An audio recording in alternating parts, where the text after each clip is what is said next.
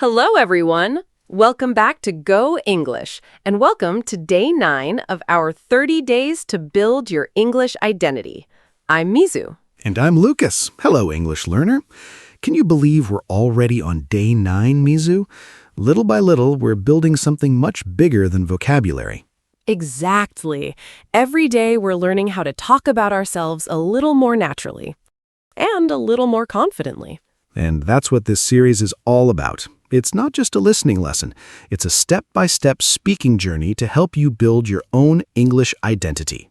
Over these 30 days, we'll practice talking about real life, your experiences, your opinions, the people you care about, and all the little things that make you, you. And don't worry if you're just getting started. We'll keep everything simple, practical, and easy to use in real conversations. But if you've been learning English for a while, stay with us all the way to the identity upgrade section. That's where we'll show you how to move beyond just describing your job and start talking about the value you bring and the role you play.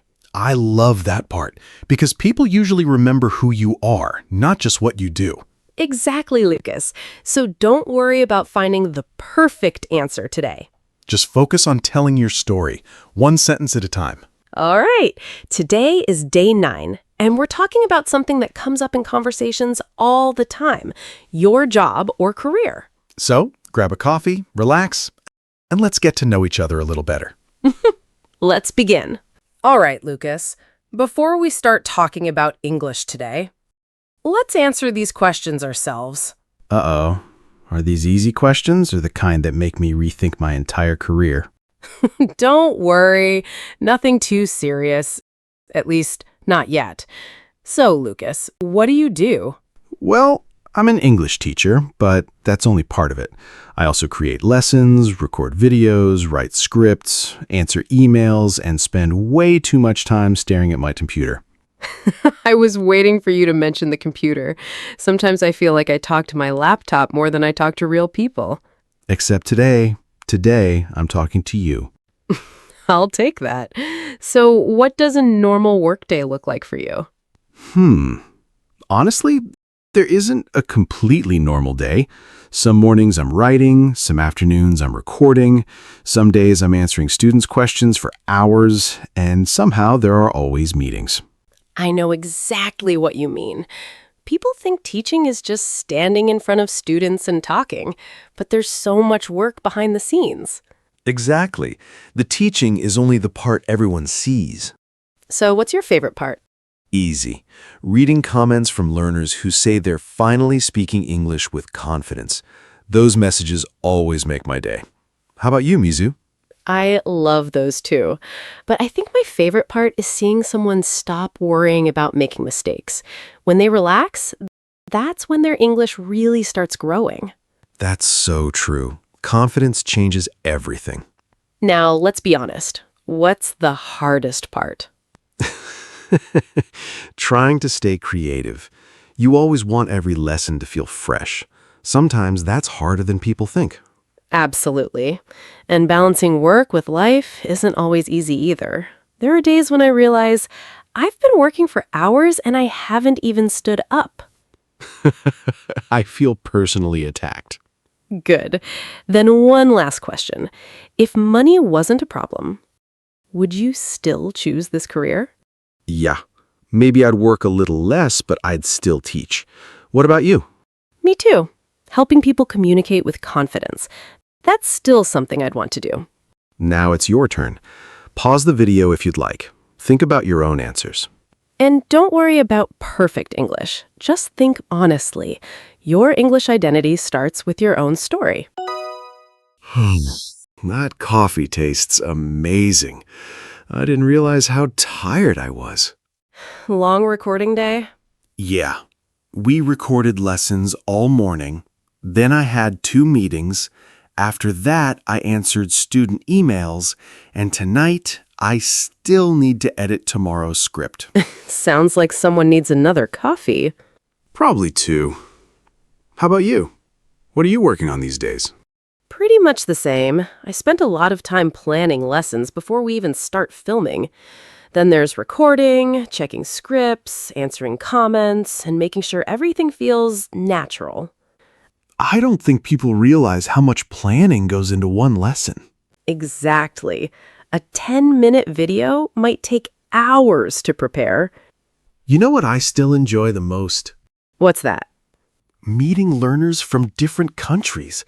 It's amazing that people from all over the world are learning English together. I love that too. And whenever someone says, I finally had my first conversation in English, I get so excited. Those moments make all the hard work worth it. Although there are definitely challenging days. Oh, yeah. Sometimes I spend an hour trying to come up with one good example. Only 1 hour? You're lucky. Fair point. What do you find most challenging? Balancing everything. Teaching, creating, planning, and still making time for family and friends. That's something I'm always working on. Same here. If you could dream a little, where do you see yourself in 10 years? I'd still love to teach, but maybe I'd also open a language school someday. What about you? I'd love to keep teaching too. Maybe travel while working, write a few books, meet more learners around the world. That sounds like a pretty good life. I'd say that's a dream worth chasing. Mizu, while we were talking just now, I noticed something. Neither of us was trying to sound advanced. Exactly. We were just using the kinds of expressions we naturally say every day. Let's look at a few of them together. When you're talking about your job, you don't always have to say, I'm a teacher. You can also say, I work as an English teacher, or I work in education, or most of my work involves creating online lessons. I like that last one. It tells people a little more about what you actually do. Right, and when you describe your day, I naturally said I spend a lot of time answering student emails. That sounded very familiar. Too familiar. I also said I spend a lot of time planning lessons. Another one I use all the time is I mainly work with adult learners. Or, I'm responsible for creating new courses. That sounds really natural too. And remember when we talked about our favorite part? Instead of saying, I like my job, we said things like, the best part is meeting learners. I really enjoy helping students. It's rewarding when students become more confident. Those feel much more personal. Exactly. Then when life isn't perfect, there are lots of natural ways to talk about challenges. The hardest part is staying creative. Sometimes it's difficult to balance work and life. It can be stressful when deadlines pile up. Or my favorite, I'm still learning how to manage my time better. Because honestly, aren't we all? Every single week. And if you're talking about the future, you don't need anything complicated. I'd love to, one day I'd like to, hopefully someday. Those little expressions sound hopeful without sounding dramatic. They're simple, they're natural, and people use them every day. Now, let's put everything together. Not all at once, just one small step at a time. Think of it like building a house. You don't start with the roof, you start with one brick. Exactly. The first brick is simply introducing your job. You might say, I work as a graphic designer, or I'm a university student. That's enough to get the conversation started. Then add another brick. Talk about your daily routine. Most of my day is spent talking with clients, or I usually work with children, or I spend a lot of time solving problems. People immediately get a picture of what your day looks like. Next, tell us what you enjoy. Maybe, what I enjoy most is helping people, or my favorite thing is working with my team. That's often the part people remember. Now be honest. Every job has something difficult. Maybe the hardest part is working under pressure, or sometimes it's difficult to stay organized. You don't have to pretend your job is perfect. Actually, being honest usually makes conversations more interesting. Exactly. Then finish by looking forward. In the future, I'd love to start my own business. Or one day, I'd like to become a manager. Or if you're like me, I'd love to travel while teaching. See how your answer grows naturally? You're not memorizing one long speech. You're simply adding one idea at a time. And before you know it, you're having a real conversation instead of giving a presentation. Lucas, can I tell you something I've noticed over the years? Of course. What's on your mind? Whenever learners introduce themselves, they usually stop after the job title. Yeah. I'm a teacher. I'm an engineer. I'm a nurse. I'm a student. That's usually where the answer ends. Exactly. And there's absolutely nothing wrong with that, but it doesn't really tell me who that person is. That's such a good point. Your job title is just a label. What people actually remember is the role you play in other people's lives. I like that. The role you play, not just the position you have. Think about it this way. If I say, I'm an English teacher, you know my job, but you don't know much about me. Right. Now listen to this instead. I help people become more confident speaking English. That feels completely different. Exactly. Now I understand why you love what you do. So here's a little shift in perspective. Instead of asking yourself, what is my job? Try asking, who do I help? What difference do I make? Why does my work matter to me? Those questions don't just change your English. They change your answer. Let's look at a few examples. Not because there's only one right answer, but because every job has a bigger story behind it. You could simply say, I'm a teacher, or I teach English online. Both are perfectly natural. But maybe the sentence that sounds most like you is, I help people become more confident speaking English. That's not just your job, that's your impact. Maybe you're a cashier. You could say, I work at a supermarket. That's true. Or maybe you'd rather say, I help customers find what they need and make their shopping easier. Now people can actually imagine what you do. If you're a software engineer, you might say, I build websites. But maybe what you're really proud of is this. I create tools that make people's work faster and easier. See the difference? The second answer tells a story. Or maybe you're a nurse. You work in a hospital. Of course. But another way to describe yourself is, I take care of people when they need support the most. That says so much more than where you work. And if you're a student, don't think, I don't really have a career yet. You already have a story. You could say, I'm studying business, or I'm preparing myself for the career I want in the future. That tells people where you're heading, not just where you are today. You know what I love about this, Lucas? No matter what someone does, everyone has something meaningful to say. Exactly, because every job helps someone. Every role matters to somebody. Sometimes we just forget to talk about that part. So, the next time someone asks, what do? Don't stop at your job title. Tell them a little about the person behind it. See the difference, Mizu? We're not just talking about jobs anymore. We're talking about purpose, about contribution, about the kind of person you are. And honestly, that's usually what people remember long after the conversation is over. Now, let's make that story your own. Lucas, can I tell you my favorite part about this series? Go for it. Every day, people sound a little more like themselves. Not like us, like themselves. Exactly. I'm not trying to sound like Mizu. Good answer. And Mizu definitely shouldn't try to sound like me. That would be weird. Way too many dad jokes.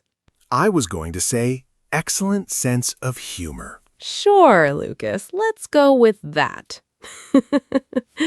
Here's something we'd love you to remember. English isn't about memorizing somebody else's life. It's about introducing your own.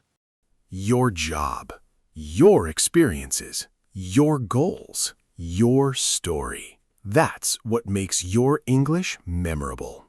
So let's make this personal. Not our answers, yours. Finish each sentence with something that's true for you. I work as most of my day. I really enjoy. Sometimes. One day. And don't think my job isn't interesting enough. Trust me, every job has a story. Maybe you work in an office. Maybe you're still a student. Maybe you drive for a living. Maybe you design websites. Maybe you're a nurse or a cashier, or you run your own business. Maybe you're freelancing. Maybe you're looking for your next job. Maybe you're retired and finally have time to learn English. That's amazing too. No matter where you are in life, your story deserves to be told. Yeah. All right. This time, don't think too much. Just listen and repeat naturally. I work as a graphic designer. Nice. Most of my day is spent talking with clients. That sounded really natural. I really enjoy solving problems. Great rhythm. Sometimes my job can be stressful. Perfect. I'd love to start my own business someday. I like that one. Now, let's make these answers yours. I'll start the sentence, you finish it. Ready? I work as... Interesting. Most of my day... I can picture that. The best part of my job is... I'd love to hear more. One challenge is... Yeah, that makes sense. In the future, I'd love to... That's a great goal. Now let's stop practicing and actually have a conversation. Imagine we're meeting for the first time. So, what do you do? That's really interesting. How long have you been doing that? What's your favorite part of your job? I love hearing that. That sounds really rewarding. Is there anything that's challenging about your work? Yeah, every job has its tough moments. I totally get that. If you could do any job in the future, what would you choose? That's a wonderful goal. I hope you make it happen. It was really nice getting to know you. Thanks for sharing. I hope you enjoy your work even more in the future. See? That didn't feel like a speaking exercise. It felt like meeting someone new, and that's exactly what real English is for. Before we finish today's lesson, Lucas, would you mind answering all 5 questions together? Just naturally, like we're chatting over coffee again. Sure, let's see how it goes. Well, I work as an English teacher, and I also create online lessons for learners around the world. Most of my days spent planning lessons, recording videos, answering students' questions, and working with our team to create new content. What I enjoy most is seeing learners become more confident. Sometimes someone leaves a comment saying, "I finally had my first conversation in English." Honestly, those moments make everything worth it. Of course, not every day is easy. The hardest part is staying creative. I always want each lesson to feel fresh and useful, so sometimes I spend a lot more time planning than people might expect. As for the future, I'd love to keep teaching, maybe write a few English books someday, and hopefully travel while continuing to meet learners from different countries. Yeah, I think that would make me pretty happy. I like that answer. It sounds very... you. Really? Yeah, you weren't trying to sound perfect, you just sounded honest. I think that's easier for people to connect with. I agree. Can I ask one more question? Of course. What do you enjoy most about teaching? Without a doubt, watching someone realize, wait, I can actually do this. That's my favorite moment every single time. I don't think that'll ever get old. All right, here's today's challenge. Record yourself answering these 5 questions. No script, no reading, just speak naturally. What do you do? What does a normal workday look like? What do you enjoy most about your work? What's the biggest challenge? What's your dream career? And remember, your answer doesn't have to be perfect. Every sentence you speak is another brick in your English identity, not somebody else's, yours. If you'd like a little extra practice, leave your answers in the comments. We genuinely love reading about your jobs, your goals, and the lives you're building. It's one of our favorite parts of making these lessons. Seriously, one day we're reading comments from nurses, the next day from engineers, students, parents, retired learners, people changing careers. It's pretty incredible. It reminds us that English isn't connecting people to a language, it's connecting people to other people. And that's a pretty good reason to keep learning. Thank you so much for spending day 9 with us. We'll see you again in day 10. One more conversation, one more step, and one more piece of your English identity. Take care, everyone. See you next time. Your English journey doesn't end here. Click on the next video and keep learning with us. We've carefully selected it to help you build more confidence, more fluency, and more real-world English.